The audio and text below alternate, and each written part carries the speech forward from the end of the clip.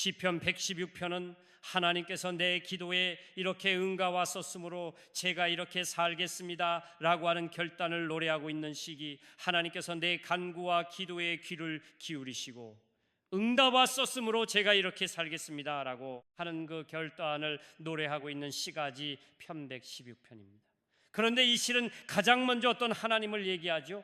기도를 들으시는 하나님에 대하여 언급을 하고 있으니 이 글에서 1절에 다 보게 되며 여호와께서 내 음성과 내 간구를 들으시고 으로 2절 더 보게 되면 그 얘기를 내게 기울이셔야 하므로, 자, 하나님께서 내 간구와 기도를 들으셔서 따라 하나님께서 그의 귀를 내게 기울이셨다. 기울이셨다는 말은 하나님이 집중해서 내 기도를 들으셨다는 얘기거든요. 그리고 오늘 이 밤도 우리가 이제 기도하러 나왔는데, 기도하는 자에게 정말 필요한 게 뭐예요? 내가 이 시간 기도하면 하나님이 내 기도를 들으신다, 하나님이 내 기도를 들으신다라고 하는 이 확신을 가지고 기도를 꾀해야 한다는 거죠. 왜냐하면 이 확신이 없으면 우리는 부르짖어 기도할 수가 없고요, 이 확신이 없으면 선포할 수 있는 기도를 못해. 여러분, 우리가 어떤 경우에는 선포도 해야 되잖아요. 그러니까 선포하는 기도도 해야 되는데 이런 확신이 없으면 선포를 할 수가 없어요. 또 이런 확신이 없으면 오랜 시간 동안 기도할 수 없어요. 왜냐하면 기도는 확률이 아니기 때문에. 시에 하나님이 내 기도를 들으신다, 오늘 내 간구에 귀를 기울이신다라고 하는 이 확실이 없는데 여러분 어떻게 기도할 수 있겠어요? 어떻게 3시간 4시간 밤을 새워 기도할 수 있겠어요? 그러니까 기도하는 사람에게 정말 중요한 것은 하나님이 오늘 내 간구와 기도의 귀를 기울이시고 오늘 나의 기도에 집중하여 들으신다 라고 하는 확신을 가져야 한다는 것입니다. 그래서 이 저자가 기도 응답을 통해서 하나님 앞에서 첫 번째 결단이 뭐냐? 그러면 내가 그를 사랑하는도다 그랬어요.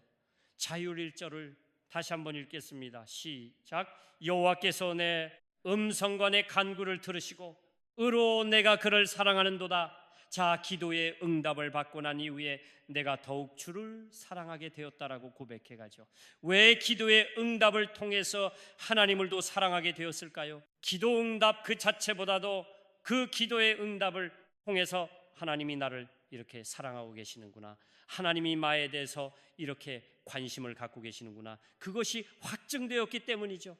여러분, 기도 생활을 해보신 분들은 다 경험하고 있을 거예요. 기도 응답을 통해서 우리가 가장 먼저 깨달은 게 뭐냐? 그러면 하나님이 여전히 나를 살아가고 계시는구나, 하나님은 지금도 나에게 관심을 갖고 계시는구나, 그 하나님의 사랑과 하나님의 관심이 느껴지기 때문에 뭐예요? 내가 주님을 더 사랑할 수밖에 없는 거죠. 두 번째 결단이 뭐였어요? 내가 평생 외에 기도할 이로다 했죠. 예자의 절을 다시 한번 읽겠습니다가 그 얘기를 내게 하기 우리졌으므로 내가 평생에 기도하리로다. 하나님이 내 기도에 귀를 기울이셨기 때문에 내가 평생에 기도하겠다라고 다짐을 한 거죠. 물론 우리는 이 세상을 살아가면서 어떤 특별한 일을 만나고 특별한 사건을 만났을 때도 기도를 해야 되죠. 그렇지만 이 시는 예전에는 내가 어떤 사건을 만났을 때만 먼저 기도했는데 이제는 어떤 사건을 만나지 않아도 내 인생에 문제가 없어도 나는 평생 기도하며 살겠습니다라고 지금 다짐을 한 거죠. 여러분, 왜 그럴까요? 이건 굉장히 중요한 얘기인데요. 기도는데 영혼의 호흡이기 때문에 그러니까 기도라고 하는 것은 결국은 뭐예요? 기도는 하나님과 나와의 관계라는 얘기죠. 지난 시간에도 말씀드린 것처럼 하나의 통로이기 이전에 하나님이 나에게 능력을 베푸시고 하나님이 나이가 축복을 주시는 통로이기 전에 기도는 나와 하나님과의 관리 10일 말이죠. 관계라고 하는 것은 뭐예요? 끊임없이 계속돼야 되는 거잖아요. 그렇죠? 그렇기 때문에 사도 바울은 이 표를 신약에 와서 뭐라고 말했어요? 쉬지 말고 기도하라고 하는 표현으로 우리에게 말씀했다는 것이죠.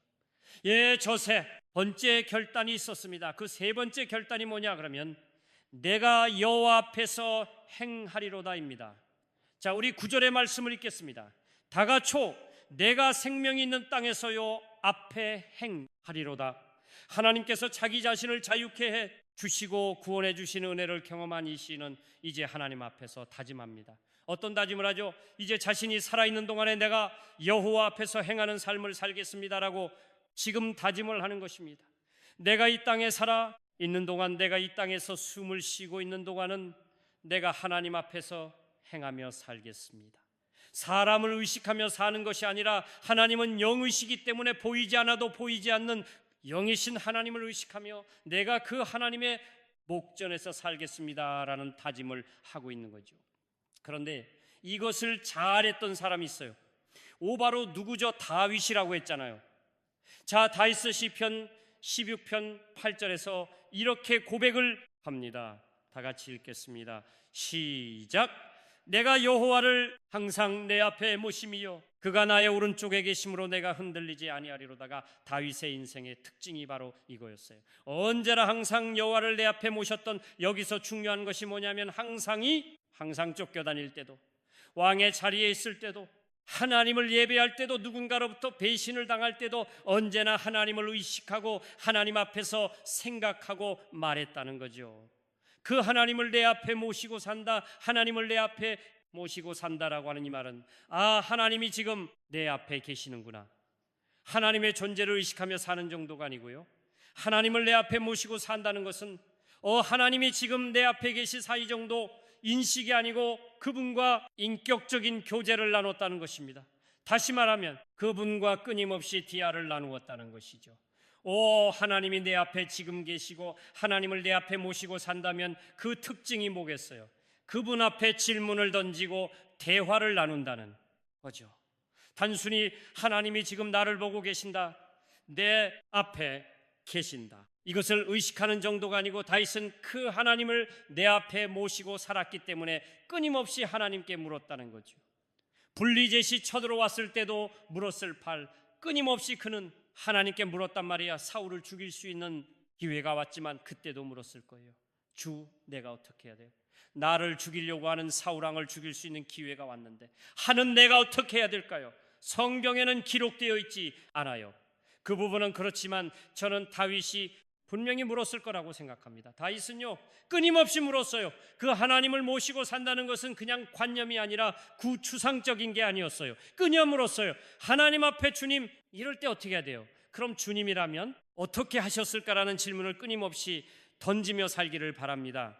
자, 이렇게 여호와를 내 앞에 모시고 살았던 이 어떤 축복을 누렸다라고 다윗이 말했나요? 첫째로 흔들리지 않았다라고 말해요. 자, 시편 16편 8절을 다시 한번 읽겠습니다. 시작. 내가 여호와를 항상 내 앞에 모심이요 그가 나의 오른쪽에 계심으로 내가 흔들리지 아니하리로다. 여호와를 항상 내 앞에 모시고 그분과 인격적인 교제를 늘 나누고 그분에게 묻고 이렇게 살다 보니까 뭐예요? 흔들리지 않게 되더라는 얘기죠. 왜요? 근데 시선이 하나님께 집중되어 있기 때문에 흔들리지 않는 걸, 사람에게 배신을 당할 때도, 사울아에 의해서 10년이 넘는 세월을 쫓겨다닐 때도, 죽음의 사선을 넘나드는 그런 전쟁을 치르면서도 다시 흔들리지 않았던 이유가 뭐예요? 그가 강심장이 없기 때문이 아니에요. 하나님의 존재를 의식하고 늘 하나님과 대화를 나누고 하나님의 목전에서 살았기 때문에 그가 흔들리지 않는 것이, 우리 하나님은 흔들리지 않는 심지가 견고한 자를 굉장히 좋아하신 또 그런 사람을 찾으십니다. 여러분, 누가 흔들리지 않을까요? 다윗처럼 여호와를 항상 내 앞에 모시고 그분과 인격적인 교제를 나누며 사는 사람은 흔들리지 않습니다. 인생의 풍랑을 만나도 흔들리지 않습니다. 그러면 나는 왜 풍랑 또 아닌 바람만 불어도 들리는가? 나는 왜 상대방의 말 한마디에도 그렇게 흔들리는가? 여러분, 내가 흔들리는 이유가 뭔지 알아요? 여러분이 흔들리는 이유는 여러분의 시선이 하나님을 향하지 않고 있기 때문에 버려요. 우리의 시선이 하나님을 향하지 않고 인생의 풍랑을 향하면, 사람을 바라보게 되면 여러분, 우리는 흔들릴 수밖에 없어요. 두 번째로 뭐라고 말하죠? 여호와를 내 앞에 모시고 사는 자가 누리는 축복. 두 번째가 뭐였어요? 마음이 기쁘고 내 영도 칠구한다 그랬죠. 자, 시편 16편 9절의 말씀을 읽겠습니다. 시작. 이러므로 나의 마음이 기쁘고 나 이 영도 즐거워하며 내 육체도 안전히 살리니. 여러분, 왜 하나님을 내 인생의 목전에 모시고 그분과 교제하며 살아가면 여러분, 왜 우리의 마음이 기쁘고 내 영도 즐거울까요? 그 이유가 있습니다. 주님을 앞에 모시고 살아가면 인생의 문제가 사라져서가 아니에요. 고난과 역경이 사라지기 때문이 아닐. 여러분, 시편 16편 11절에 보게 되면 거기 답이 있어요. 여러분, 우리 말씀을 읽으면 답을 찾아볼까요? 다가저씨 작주께서 생명의 길을 내게 보이시리기 주의 앞에는 충만한 기쁨이 있고 주의 오른쪽에는 영원한 즐거움이 있나이다. 여러분, 왜 주님을 내 인생의 목전에 모시고 그분과 교제하며 살아가면 여러분 우리 마음이 기쁘고 내용도 즐거워할까? 그것은 주의 앞에는 뭐가 있다고요? 충만한 기쁨이 있고 그 다음에 주의 오른쪽에는 영원한 즐거움이 있다는 것입니다. 음악 그러니까 여러분 주님 앞에는 충만한 기쁨이 있고 영원한 즐거움이 있는데, 충만한 기쁨이 있고 영원한 즐거움이 있는 그 주님을 내 앞에 모시고 내가 그분과 교제하고 그분의 임재 속에 살아가니 여러분 뭐가 흘러오겠습니까? 우리 안에 당연히 충만한 기쁨이 우리 가운데 흘러오는 것이죠. 당연히 주님 안에 있는 그 영원한 즐거움이 우리 가운데 흘러온 것입니다. 여러분, 사람도 그러잖아요. 사람도 누구를 만나서 내가 누구를 만나서 효자하느냐에 따라서 어때요? 세상 사람들이 말하잖아요. 바퀴가 살아난다고 하는 사람도 있고 친이 빠진다고 말한 사람도 있잖아. 진짜 그런 사람이 있거든요. 전화만 해도 어떤 사람하고 전화하면요 치다 빠져요. 그런데 어떤 사람은 만나지 1, 3분도 안 됐는데 그 사람하고 만나서 교제하면 어떻습니까? 뭐 활력이 생기잖아요. 사람도 그렇거든요. 그런데 우리가 충만한 기쁨이 있고 영원한 즐거움이 있는데 그 주님과 내가 교제하게 되면 우리 안에 뭐가 흘러겠습니까? 당연히 여러분 충만한 기쁨이 우리 안에 막 흘러오는 거죠. 영원한 즐거움이 내게 임하는 거지요. 여러분, 이 기쁨이, 주님 안에 있는 기쁨이, 이 충만한 기쁨이 파도처럼 내 영혼에 밀려오기 시작하는 것입니다. 그러니까 당연히 여러분 우리 안에 기쁨이 충만해질 수밖에 없는 거죠.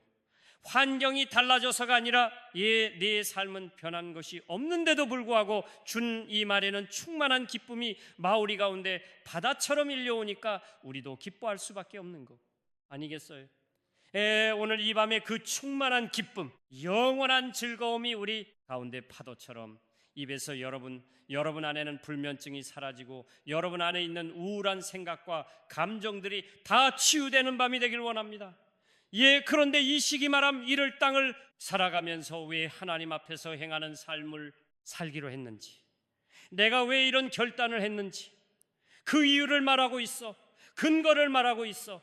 내가 왜 이 세상을 살아가면서 내가 살아 숨쉬는 동안에 내가 여호와 앞에서 행하고 이전보다 더 주를 사랑하고 왜 내가 그분을 내 인생의 목전에 모시고 살기로 했는지 그 근거를 이야기하고 있던 근거를 그가 뭐자? 그러면 인간에 대한 실망 때문에 그래요. 11절의 말씀을 읽겠습니다. 다 같이 초내가 놀라서 얘기를 모든 사람이 거짓말쟁이라 하였도다. 내가 놀라운 가운데 깨달은 것이 하나 있다는 걸, 그 깨달은 것이 뭐냐? 그러면 여기 모든 사람이 거짓말쟁이라 했다. 이 말은 무슨 말인가 하면 모든 사람은 믿을 만한 것이 못 된다라고 하는 것을 깨달았다는 것입니다. 모든 사람은 거짓말쟁이다. 이 말은 우리 인간은 내가 연약하기 때문에 그 약속을 지키지 못해서 거짓말이 되어버린 경우도 있거든요. 그럼 그렇잖아요. 그러니까 우리 인간의 결국은 뭐예요? 거짓말쟁이다. 그 말은 무슨 말이냐면 우리 인간은 자기 자신이 한 약속도 지키지 못할 때가 많다는 거죠. 내가 의도적으로 지키려고 한 게 아니라 내가 지키려고 했는데 최정이 없다든지 시간이 안 된다든지 건강에 뒷받침되지 못했다든지 우리가 그런 경우들이 많거든요. 결국은 뭐냐 그러면 우리 인간은 의지할 만한 존재가 아니구나. 인간은 의지할 만한 존재가 아니라면 의지할 수 없는 인간을 내 앞에 모시고 살아가면 무슨 의미가 있겠냐 말이죠. 그래서 이 싫은 인간은, 거짓말쟁이 인간은 누구도 내가 믿고 의지할 만한 존재가 아니기 때문에 나는 하나님을 내 앞에 모시고 하나님 앞에서 살리라, 그렇게 결단을 했다는 거죠. 두 번쯤 들어지 근거를 뭐냐면 하나님에 대한 신뢰입니다. 10절의 말씀을 읽겠습니다. 같죠. 내가 크게 고통을 당하였다고 말할 때로 나는 믿었도나 나는 믿었저다. 이 말이 무슨 말이에요? 하나님께서 그렇게 살아갈 수 있도록 은혜를 주실 것을 내가 믿었다고 말은 언제 내가 호통스러운 상황 속에서도 하나님이 나를 건지실 것을, 하나님이 나와 함께 해 주실 것을 믿었다는 거죠. 하나님을 신뢰있다. 그 하나님을 신뢰하는 믿음이 있었기 때문에 내가 내 살아 숨쉬는 동안에 여호와를 내 앞에 모시며 그 앞에서 행하며 살기로 다짐했다는 것입니다. 누가 그렇게 할 수 있으니까 하나님을 신뢰한 자, 음악 하나님을 신뢰할 수 있는 자가 하는 거예요. 자, 이제 12절의 말씀을 읽겠습니다. 다 갖춰 시작 내게 주신 모든 은혜를 내가 여호와께 무엇으로 보답할까? 자신은 먼저 여호와께서 은혜를 베풀어 주셨음을 고백하고 있습니다. 내게 주신 모든 은혜를, 이 말은 하나님이 내게 은혜를 주셨다는 것을 고백하고 있어요. 은혜가 뭡니까? 값없이 베풀어 주시는 하나님의 호의와 사랑을 말하죠. 그런데 이 시는 그냥 내라고 말하지 않고 앞에 뭘 붙였어요? 모든이라는 끌 붙였어요. 그렇죠. 내게 주신 모든 은혜를 이렇게 말하고 있어. 그냥 내라고 말하지 않고 모든이라는 죄를 쓰고 있어요. 근데 이런 베드로 전서 5장 10절도 보게 되면 우리 하나님을 뭐라고 말하자 그러면 모든 은혜의 하나님이라고 말하고 있어. 그냥 은혜. 하나님이 아니라 모든 의외의 하나님이라고 말하고 있습니다. 자, 베드로전서 5장 10절의 말씀을 읽겠습니다. 다 같이 시작. 모든 우리의 하나님, 꼭 그리스도 안에서 너희를 부르사 자기의 영원한 영광에 들어가게 하신 이가 잠깐 고난을 당한 너희를 친히 온전하게 하시며 굳건하게 하시며 강하게 하시며 터를 견고하게 하시리라. 아멘. 여러분, 이 모든은 해라 그랬잖아. 모든 은혜, 이 모든이라는 철을 보게 되면 음악 하나님의 은혜가 우리에게 베풀어 주시니까 하나님이여 내가 정말 많다는 것을 알 수 있어. 그럼 그렇지 않아요. 우리가 받을 대로 한번 생각해 봐요. 하나님께서 우리에게 베풀어 주신 은혜를 여러분 한번 생각해 보자고요. 뭐가 있어요? 가장 먼저 부르시며 내가 있잖아요. 하나님이 우리를 이 세상 가운데서 많은 사람들이 있는데 우리 바다도 훌륭하고 더 인격적으로도 성숙하고 그런 사람이 있음에도 불구하고 하나님이 저와 여러분들을 지명하여 부르셨었잖아요.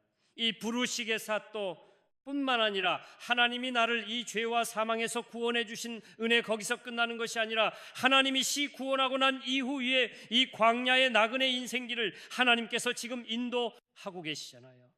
인도하심의 은혜, 하나님이 나를 지켜주시는 그 보호하시며 의원의 그것만이 아니잖아요. 여러분, 채찍을 때리시더라도 또다시 싸매어 주실 내가 있잖아요. 채찍의 은혜도 있지만 싸매어 주시는 내고 있잖아요. 여러분, 우리가 잘못하며 나란히 우리를 진짜 하시잖아요. 채찍을 내리시잖아요. 그런데 하나님은 채찍을 가지고 우리를 징계하는 것으로 끝나는 것이 아니라 어떻게 하시던가요? 또 우리를 싸매어 주시오. 그것만이 아니잖아요. 여러분 가시고 탈의 은혜를 아세요? 가시 울타리 오래가 있어요. 자, 호세아 2장 6절이 나오는데요. 읽겠습니다. 다 같이 시작. 그러므로 내가 가시로 그 길을 막으며 담을 쌓아가 그로 그 길을 찾지 못하게 하리니. 자, 거기 보게 되면 하나님이 저와 여러분을 사랑하시는데요. 저와 여러분을 사랑하신다는 그 증거가 뭐냐 그러면 우리의 영혼이 죽음의 길을 향하여 나아갈 때, 좁은 길이 아닌 멸망의 길을 가고자 할 때, 그 넓은 길을 가고자 할 때에는 하나님이 어떻게 하시던가요? 그냥 놔두고 지켜만 보지 않으신다는 거죠.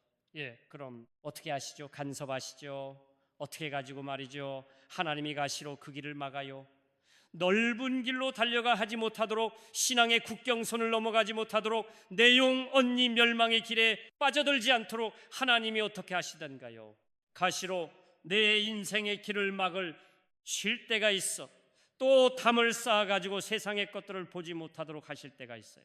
가시로 막으시고 담을 쌓아가지고 그것을 들여다보지 못하도록 하나님이 막으실 때가 있답니다. 사랑의 가시 울타리를 치신담. 그런데 그 울타리가 뭘로 되어 있어요? 가시로 되어 있어요. 왜 가시로 되어 있을까요?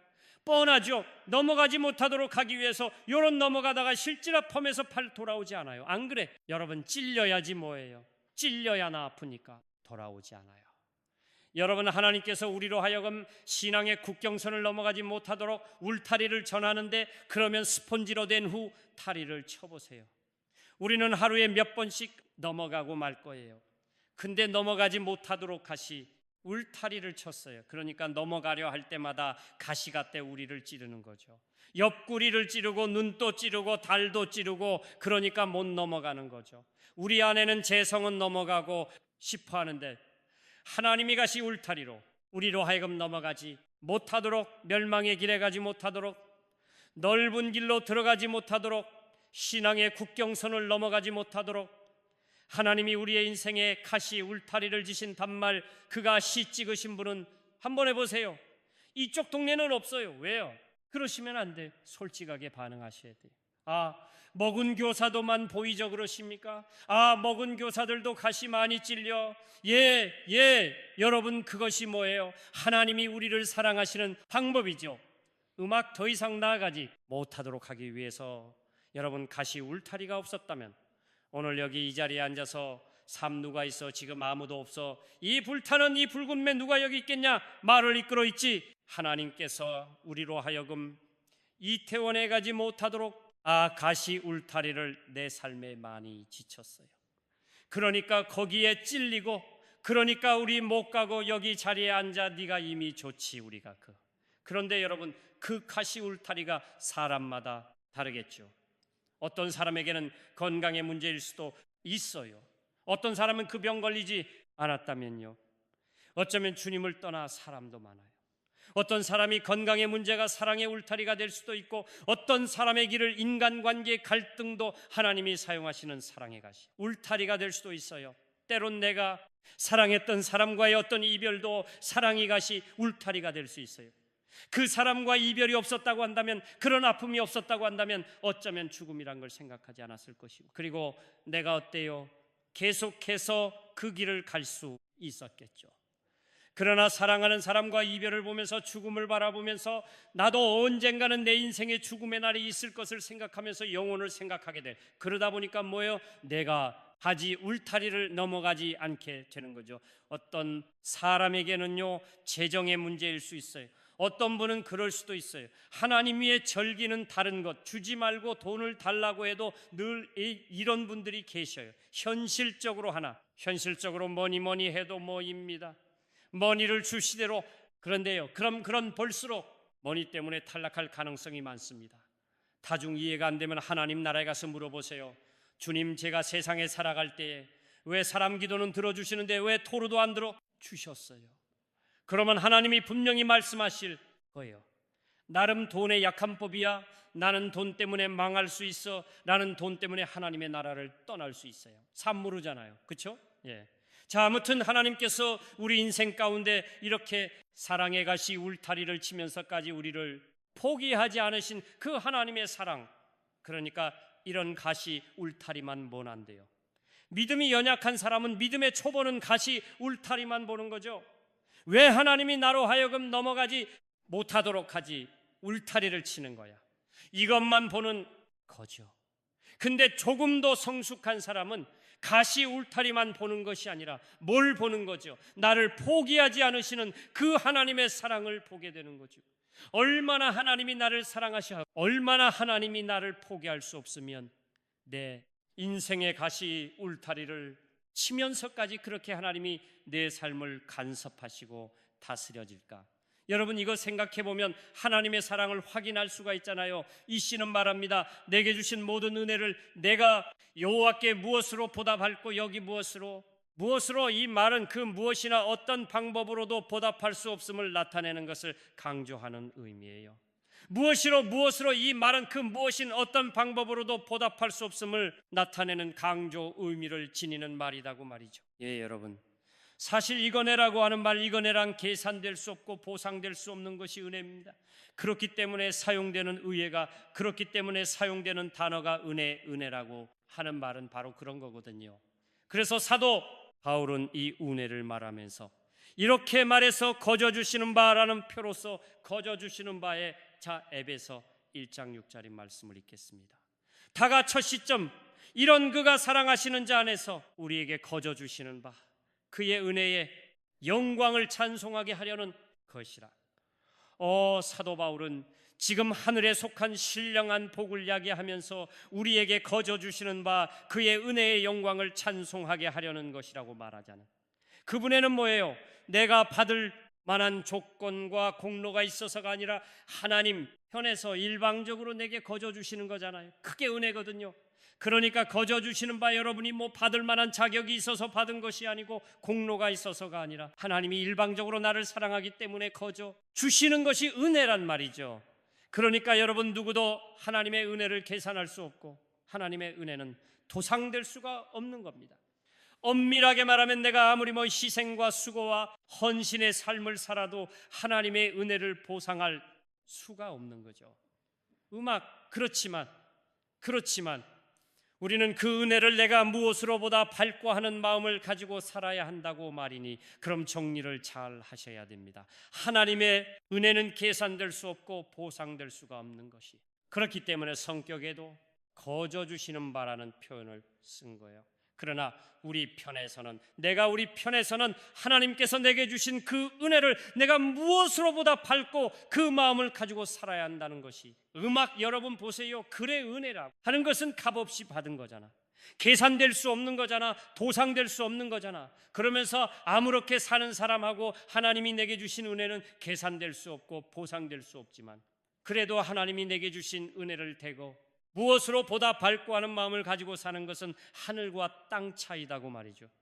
그러면 하나님의 은혜를 우리가 보답하는 것은 뭘까요? 여러분, 우리 인생 가운데 사실은 모든 것이 다 하나님의 은혜를 보답하기 위해서 나오는 것도 아니니까, 내가 환난 중에 있는 자들을 이루어하는 것도 뭐요? 하나님의 은혜 때문이잖아요. 그렇죠? 시간을 정해놓고 내가 매일 기도한다, 이것도 하나님의 은혜에 보답하는 한방 방법이잖아요. 누군가를 위하여 충분하며 기도한다, 나라와 민족을 위해서, 교회를 위해서, 선교사님을 위해서 내가 충분함에 기도하는 것도 뭐 일종의 뭐죠? 하나님의 은혜를 보답하고자 하는 마음 아니에요. 이에 충성과 헌신하는 것, 여러분 주차연으로 오늘 교사들 뽑은 교사 시상을 했는데, 여러분 교사로 생기는 것도 뭐죠?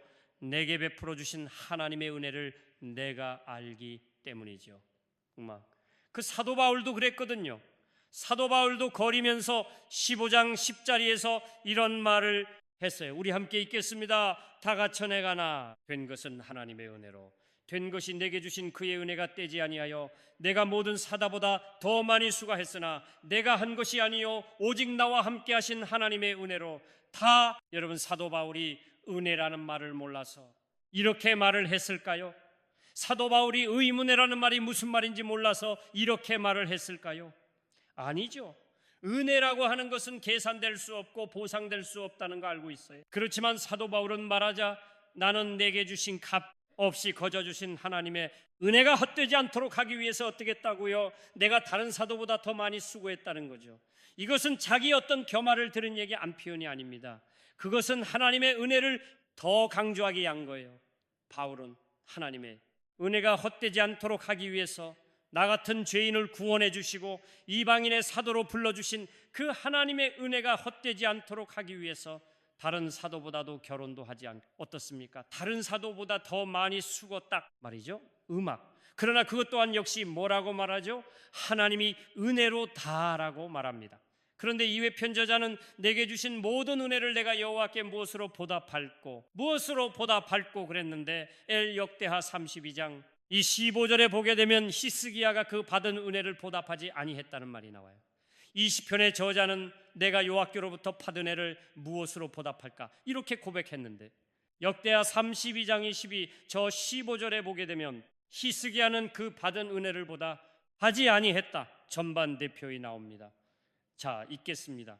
가지시적 히스기야가 마음이 교만하여 그 받은 은혜를 보답하지 아니하므로 진노가 그와 유다와 예루살렘에 내리게 되었던, 이 여러분이 말씀 중요하거든요. 다시 한번 읽겠습니다. 시점 PS야가 마음이 교만하여 그 받을 은혜를 보답하지 아니하므로 진노가 그와 유다와 예루살렘에 내리게 되었던 이, 여러분 우리 잘 아는 것처럼 히스기야 왕은요, 누구도 누릴 수 없는 특별한 은혜를 받아서 눈사람이 자죽을 병해서 하나님께로부터 고침받는, 그래서 생명을 연장받는 은혜를 누렸던 사람이죠. 히스기야가 추울백에 걸렸을 때 어떻게 했나요? 자기 얼굴을 벽으로 향하여 들고 눈물로 기도했잖아요. 그때 하나님이 그 기도를 들으시고 뭐라고 말씀하셨어요? 내가 내 기도와 내 눈물을 보았다. 내가 내 기도를 들었고 내 눈물을 보았다고 말씀하셨어. 그리고 네가 3일 만에 여호와의 성전에 이제 올라가겠고 내가 내 날에 15년을 더할 것이며 15년의 생명을 연장시켜 주시겠다고 말씀하셨어. 뿐만 아니라 내가 너와 이 성을 와수르 왕의 손에서 구원하고 그리고 해 그림자가 10도가 뒤로 물러가게 해주셨어요. 여러분, 히스기야 왕의 받은 은혜가 울릴 만한 클레임 히스기야가 받은 이후에는요, 역사상 그 누구도 받아보지 못하는 믿음, 성경에서 보게 되면 죽었다가 살리심을 받은 세 사람은 있지만 죽기 직전에 이와 같이 생명의 연장의 특혜를 받은 사람은 없습니다. 아니, 태양까지 뒤로 움직이는 특별한 은혜를 받은 사람이라니까요. 여러분, 이렇게 엄청난 은혜를 받았다면 어떻게 해야 될까요? 오늘 시편의 제자처럼 내가 여호와께 받은 모든 은혜를 무엇으로 보답할고 그렇게 고백하며 살아야 되는데 어떻게 했다고요? 키스. 기아가 마음이 교만해서 그 받은 은혜를 보답하지 않았대요. 당연히 받은 은혜를 감사함으로 충성과 헌신으로 보답을 해야 되는지 보답하지 않았다는 거예요. 아니, 그때는 감사했겠지만 시간이 지나면서 그것을 당연하게 여겼다는 거죠. 내가 10원의 생명을 연장받은 것을 당연한 것으로 여겼다는 거죠. 수리의 나라의 침략으로부터 나라를 구하게 된 것이 당연하게 여겼다는 거죠. 그러니까 그 받은 은혜를 보답하지 아니었 거죠. 오스카 와일드의 작품에 이런 이야기가 있습니다. 많이 들어본 이야기죠. 예수님께서 어느 날 예루살렘 거리를 거니 시작, 낯익은 청년한 사람이 술에 만취된 채로 인사불성이에 대해서 혼자 책거리면서 떠들어대는 것을 보셨습니다. 주님이 이렇게 말씀하셨다는 거죠. 부지런히 일할 시간 일어나지 않고 왜 이렇게 술에 취해 있느냐라고 물었더니 그가 이렇게 대답을 했다는 거죠. 나는 원래 절뚝발이 했는데 당신이 나를 고쳐주었기 때문에 전에는 필요는 그것이었으나 칠금은 내가 이래서 번 돈으로 이렇게 기본적 또 술을 마시며 산다, 이렇게 말을 하더라는 거죠. 이런 광경을 목격한 후에 조금 더 나아가 보니까 어떤 여인이 짙은 화장을 하고 화려한 복장을 하고 걸어가는데 그 뒤로는 한 남자가 추파를 던지며 따라가고 있었습니다. 음악 예수님이 그 남자에게 첫 꺼내서 여보시오, 왜 그렇게 여담은 따라다니시오 하고 물었어요. 그랬더니 그가 하는 말이, 선생님, 나는 본래 소경이었습니다. 선생님께서 나를 고쳐주셨기에 이 눈으로 아름다운 여성을 보니 찾고 따라가고 싶은 충동이 생겨서 따라가고 있습니다 라고 대답을 했다는 거죠. 그런데 여러분, 이렇게 하나님께로부터 엄청난 은혜를 받고도 그 값비싼 하나님의 은혜를 값싼 은혜로 전락시킨 사람들이 너무나 많이 있다는 거죠. 오늘 이렇게 살아가는 사람들이 얼마나 많습니까? 하나님께로부터 너무나 엄청난 은혜, 특별한 회를 받았음에도 불구하고 오늘 그 은혜를 잊어버리고 사는 사람들이 얼마나 많이 있으니까 값비싼 은혜를 받았어요. 값으로 계산될 수 없는 그런 특별한 은혜를 받았음에도 불구하고 티티티트리히 보네포의 말처럼 많은 사람들이 내가 받은 은혜를 시장에서 팔려나가는 값사 물건처럼 생각한다는 것이죠. 그리스도라가는 사람들이 이 내가 받은 은혜를 값싼 은혜로 전락시키고 여러분, 엄밀한 의미에서 값싼 은혜는 없어요. 이게 성립이 안 되는 거예요. 여러분, 한번 생각해 보세요. 주님께서 우리에게 주시는 그 베풀어 주시는 은혜가 값싼 은혜라고 말할 수 있나요? 여러분, 한번 생각해 봐요. 하나님의 아들이 인간의 몸을 입고 이 땅에 오시고 그분이 내 죄를 담당하지 십자가에 죽으신 그 사건이 값산 아닙니까? 반잔을. 그러니까 주님이 나를 부르시는, 주님이 죄와 사망에서 나를 구원해 주신 은혜 하나님을 아버지라고 부를 수 있는 그런 양자됨의 후에 성령을 내 안에 부어주신 그 은혜, 여러분, 이게 어떻게 값싼 은혜냐 말이에요.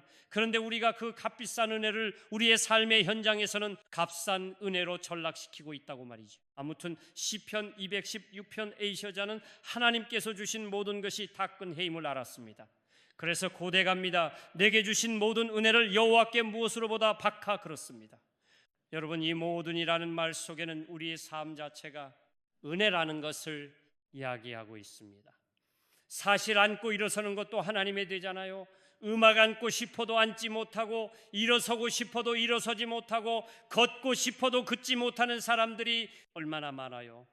먹고 마시는 것도 하나님의 연회잖아요. 여러분, 먹고 싶어도 먹지 못하고 또 먹어도 소화가 안 되고 이십쉬고 싶어도 여러분 제대로 숨을 쉬지 못하는 인공호흡기를 달고 이십시야 되는 사람들 많습니다. 잠을 잘 수 있는 것도 눈으로 보고 걸을 수 있고 말할 수 있는 것 다 하나님의 은혜입니다. 우리 역시 살려 모든 일들이 주님의 은혜의 입을 안다면 여러분 어찌 감사하며 살지 않겠습니까? 그러면 왜 히스기야는 그런 청난 은혜를 받았음에도 불구하고 그 받은 은혜를 보답하지 아니겠는가? 자격제 32장 25절을 다시 한번 읽겠습니다. 다 3월 시작, 히스기야가 마음이 교만하여 그 받은 은혜를 오답하지 아니하므로 진도가 그와 유다와 예루살렘에 내리게 되었던 이자. 왜 그랬어요? 그 이유가 뭐예요? 히스기야가 마음이 교만하여 마을이 교만했기 때문에 그 받은 은혜를 보답하지 아니했다라고 말하죠.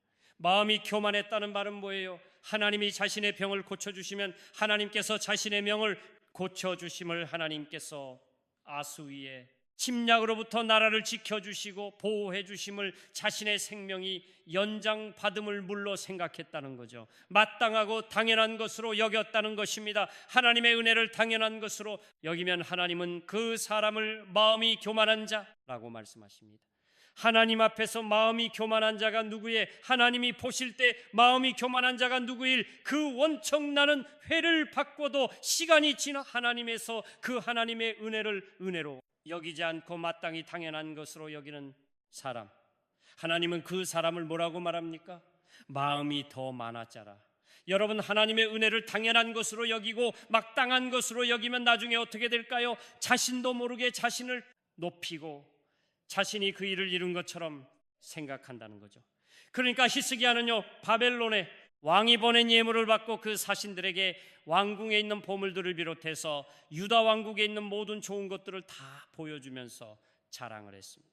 여러분, 보여주는 게 죄입니까? 그런데 왜 보여주느냐? 그게 문제거든요. 여러분, 보여줄 게 죄가 아니고 왜 히스기야가 바벨론의 사신들에게 이 모든 것들을 보여주었느냐? 하나님은 동기를 보신다 말이에요. 외부의 주스 자신의 영화를 자랑하게 했습니다. 이전에 다윗 왕이 왕국의 이용을 자랑하기 위해서 하나님이 시키지도 않는 인구조사를 했던 거죠. 여러분, 인구조사한 게 죄입니까? 아니시오. 하나님은 인구조사를 명령하실 때도 있었잖아요. 인구조사 그 자체가 죄가 아닙니다. 왕궁의 부활을 보여주는 것이 죄가 아닙니다. 근데 하나님을 보셨어요. 왜 그것을 보여주려고 했느냐? 왜 인구조사를 하려고 했느냐 이거죠. 만일 히스기야가 요 바벨론 사사신들에게 자기 국력과 영화를 자랑하기보다는 음악 하나님을 송축하며 하나님께서 베풀어 주신 놀라운 은혜와 축복들을 간증하기 위해서 그것을 보여줬다면 하나님의 영광을 받으셨죠. 왕궁의 금은 보화들을 다 보여주면서 이 모든 것들을 보십시오. 하나님이 우리에게 주신 것들, 하나님이 우리나라에 베풀어진 우리의 증거드림 다 하면서 하나님을 성숙하고 하나님께 생각하신 일들을 막 간증했다면 여러분, 오히려 더 하나님께서 영광을 받으셔야겠죠. 그런데 히스기야는 그 목적이 아니었습니다. 그 목적이 아니었어. 사람이요, 점소해지기는 어려워도 교만해지는 것은 한순간 그럼 그렇지 않아요. 점술해지는 것은요, 서울에서 나를 쳐서 복종시키는 거, 하나님의 말씀을 묵상하고 성령의 충만을 받고 그렇게 무서워 지금. 근데 교만해지는 것은요, 한순간이 노력하지 않아도 한순간에 교만해진 이전까지만 해도 히스기야 왕은 참 겸손한 왕이었습니다. 항상 하나님을 자신의 절대적 하나님으로 인정하고 조상들에게 주신 율법을 살아가겠습니다. 그래서 여러분, 히스기야가 왕이 되었을 때에 가장 먼저 했던 게 뭐예요? 우상을 타파하는 총교회가 일으켰자 나요, 여러 사람 성전의 예배를 정상적으로 회복시켰잖아요. 자신을 포함해 모든 방백들과 백성들에게 11조와 헌물을 드리기 위해서 성전을 돌보는 일과 성전 운영을 재정비했잖아요. 수로가 침략이 왔을 때는 성전에 올라가 전심으로 기도함으로 기도의 무릎을 통해서 나라를 지켜낸 있잖아요. 우리 때 하나님께서 천사를 보내 쏴서 군사 185 영을 하룻밤 사이에 다 하나님이 멸하게 하셨잖아요. 그리고 죽을 병에 걸렸지만 하나님의 특별한 은혜를 입어서 15년을 현장받았잖아요. 여러분, 히스기야 정말 겸손했던 사람이에요. 기도할 때 보세요. 왜 왕이 자기 얼굴을 벽으로 향한지 아세요? 여러분, 그 왕궁에 그 나라의 유명한 여러분 의사가 없었어요. 왕이 병들었으니까 얼마나 많은 사람들이 와서 이런 침을 한번 맞아보시죠. 이런 약을 좀 들어보시죠. 여기에 이름 명의가 있습니다. 얼마나 많은 사람들이 얘기 있겠습니까? 저도 그러잖아요. 우리 성도님들 저를 너무 사랑하기 때문에 자꾸만 안정과 같으면 마이갓 압수시라고 육아 다시라 그래서 많이 갖다 주십니다. 근데 여러분, 히스기야 왕이니건 때 있겠어요. 그런데 히스기야는 이제는 나는 인간의 명의를 구하지 않겠다. 그리고 자기 얼굴을 벽으로 향하게 기도했어요. 무슨 말입니까? 나는 겸손히 왕으로서의 모든 것을 내려놓고 내가 하나님께 집중하게 기도했다. 얼마 늘 겸손한 사람이었습니다. 이렇게 겸손하게 기도해서 하나님의 특별한 은혜를 받은 사람인데 이런 겸손하게 기도해서 은혜를 받은 히스기야가 여러분 마음이 교만해졌습니다. 그래서 성격이 뭐라고 기록되어 있어요? 하나님의 은혜를 마음에 교만하여 하나님의 은혜를 보답하지 아니했다. 히스기야가 마음이 교만하여 하나님의 은혜를 보답하지 아니하. 이따 참으로 아이러니하지 구 사람이 교만해지면 나타나는 특징이 있습니다. 그게 뭔지 아세요? 하나님의 은혜를, 하나님께로부터 받은 은혜를 감사하지 않는다라고 하는 것입니다. 하나님께로부터 받은 은혜를 감사하지 않아요. 사람의 마음이 교만해지며 나타나는 첫 번째 증상임. 여러분 잘 생각해 보시오. 나는 마음이 교만한 것 같지 않은데 아니에요. 여러분 스스로가 착각하고 있는 거죠. 하나님께로부터 받은 은혜를 감사하지 않고 있다면 하나님은 말씀하십니다. 너의 마음이 말하다. 그래서 일본의 우찌무라 간조하는 말이 감사하는 마음이 생기지 않는 감사하지 않는 감사하는 마음이 생기지 않는 메마른 마음은 저주다. 그래서 하나님은 교만을 싫어하시죠. 그래서 차월 16장 18절 이렇게 말씀합니다. 같죠? 교만은 패망의 선봉이요 거만한 마음은 넘어짐의 앞잡이니라. 야고보 4장 6절에도 이런 말씀이 있습니다. 다같이 하나님이 교만한 자를 물리치시고 겸손한 자에게 은혜를 주신다 하였느니라. 자, 그래서 오늘 이 밥에 우리의 마음속에 있는 교만을 버릴 수 있기를 바랍니다. 지금 우리 마음속에 내재되어 있는 이 마음의 교만을 십자가에 못 박을 수 있기를 바랍니다. 왜냐하면 하나님은 이 교만을 싫어하기 때문이지. 교만이 뭐예요? 바로 하나님께부터 받은 은혜와 사랑과 축복에 대해서 그 은혜를 내가 감사로 보답하지 않는 것이 교만입니다. 그래 여기서 끝났으면 삼피참 해줬을 텐데요. 그 다음에 희망의 구절이 있네요. 자, 역대하 32장 그 다음 9절이 16절을 읽겠습니다. 다가 출시자 히스기야가 마음의 교만함을 이웃치고 예루살렘 주민들도 그와 같이 하였으므로 여호와의 진노가 히스기야의 생전에는 그들에게 내지 아니라 반전이죠. 히스기야가 마음의 교만을 뉘우쳤다라고 말해. 히스기야가 자기의 마음의 교만을 뉘우쳤대. 여러분 성경에 기록되지 않았지만 분명히 선지자 이사야를 통해서 하나님의 심판의 메시지를 들었겠지만야 하나님의 말씀이 없었다면 그런 자신의 잘못을 그런 자 깨닫지 못하고 지나갈 수도 있어요. 그런데 하나님께서는 과가 다윗에게 어떻게 하셨습니까? 밧세바를 범하고 우리가까지 죽인 다음에 스스로 그 죄를 은피하고 덮어버리려 할 때에 하나님은 나단 선지자를 보내서 타이즈 죄를 줄쳐 보내셨고 그 죄를 회개케 하셨잖아요. 저는 히스기야도 마찬가지라고 생각합니다. 분명히 하나님께서 이사야 선지자를 통해서 말씀을 하셨을 거예요.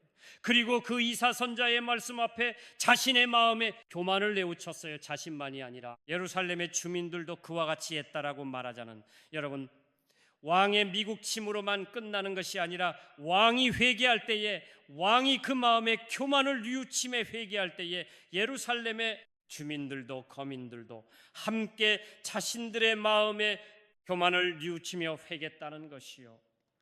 여러분 혼자 해결하는 것도 좋지만 여러분 공동체가 함께 얘기하는 것은 더 좋은 일입니다. 여러분 가정도 마찬가지입니다. 근데 가정의 한 사람도 얘기하는 것도 좋지만 우리 가정의 모든 식구들이 함께 하나님 앞에 뉘우치고 얘기하는 것은 더욱 좋은 일이. 왜냐? 그러면 하나님께서 가장 좋아진 것 중에 하나가 뭐예요? 그게 바로 회개이기 때문입니다. 하나님은 또한 죄인이라 할지라도 회개하고 죄를 이후 치면 은혜를 베푸시고 긍휼을 베풀어 주십니다. 어떤 죄인이라 할지라도 죄를 회개하면 그 죄를 사하시고 용서해 주십니다. 그리고 성격을 이것을 겸손이라고 말씀하시오. 하나님의 말씀 앞에 자신의 마음에 교만을 뉘우치고 회개하면 하나님은 그 사람을 겸손이라고 말씀하시오. 이렇게 히스기야가 자신의 마음의 교화를 이어치고 얘기할 때에 하나님께서 어떻게 하셨을까요? 놀라운 은혜를 베풀어 주셨습니다. 첫째로 여호와의 진노가 히스기야의 생전에 내리지 않았습니다. 역대하 32장 26절 하반절의 말씀을 읽겠습니다. 같죠. 여호와의 진노가 히스기야의 생전에는 그들에게 내리지 아니하니라. 하나님의 심판의 집행을 일이 있었던 것으로 추정되는 B75 7년으로부터 약 100년으로 연장시 기자 줍니다.